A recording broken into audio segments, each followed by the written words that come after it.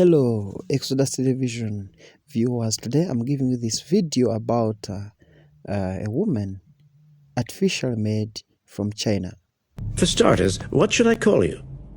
I'm Chloe. And you, what's your name? Oh, John. My name is John. Delighted to meet you, John. Could you tell us a little about yourself and what you can do, Chloe? Of course. I'm the first personal assistant built by CyberLife. I take care of most everyday tasks like cooking, housework, or managing your appointments, for example. And I understand you're the first android to have passed the Turing test. Could you tell us a little more about that?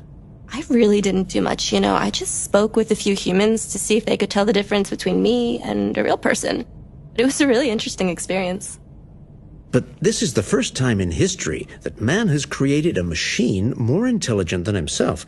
I gather your brain can perform several billion operations per second, is that right?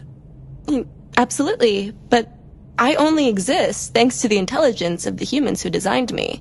And, they have something I could never have. Really? And what's that? A soul.